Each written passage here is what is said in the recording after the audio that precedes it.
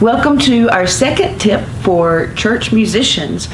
Our first tip talked about beat, the underlying pulse, rhythm, when you combine short and long sounds and silences, and then notes, which we were looking at notes in terms of duration.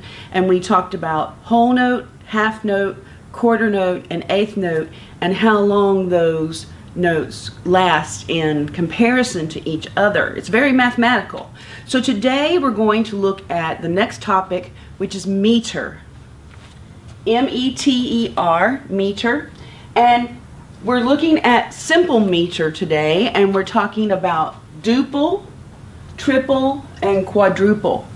First thing I want to make sure that you understand that this space between this line and these double bar lines, these are called bar lines, is called a measure.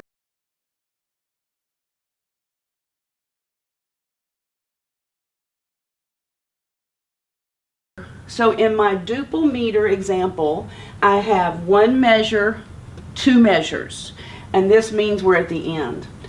This is my time signature. The top number tells me how many beats, underlying pulses, I would have in each measure, and the bottom number tells me what kind of note represents that underlying pulse. If it's a 4, then the quarter note is going to represent that underlying pulse. So we can have 2 quarter notes in each of these measures, okay?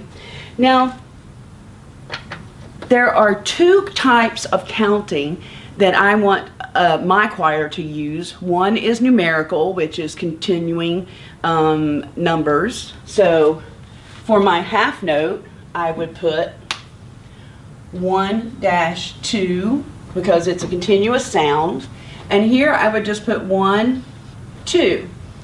Okay? In my triple meter, I have the 4 on the bottom again, so I know that I can have the equivalent of 3 quarter notes in each measure.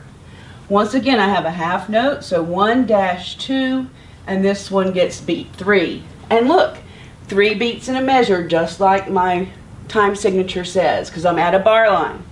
Dotted half note, we didn't talk about that last time, receives 3 counts. So I'm going to do 1-2-3, and I'm at the end. Quadruple meter, meaning 4, quadruple, 4, 4, 4, so quarter note receives the beat. I can have the equivalent of 4 quarter notes in each of these measures. I would write my counts in like this, consecutive numbers, and then the whole note receives all 4 beats. So that sound would hold out. Now, this is all great. This is how I learned to play the piano. This is how I learned to count music in band, and we'll subdivide some of these maybe next time. But in my teaching, I have been introduced to another method called Okatie. And Okatie was invented by some guys who found that college students, some of them weren't ready for the regular theory when they came in to college in music, so they devised a syllable system, Okatie.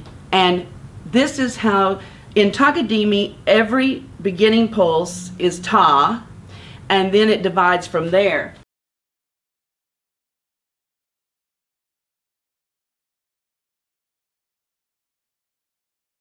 So this is great for sight singing because you're not doing the numbers. So this note right here would receive ta-oo, see, ta-oo, and then we would have ta-ta for our quarter notes.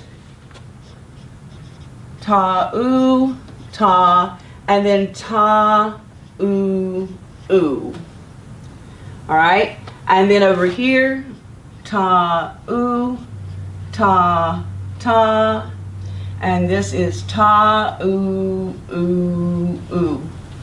Now, I used to teach a different way for these. I would do to-oo and ta-ah-ah-ah for the whole note.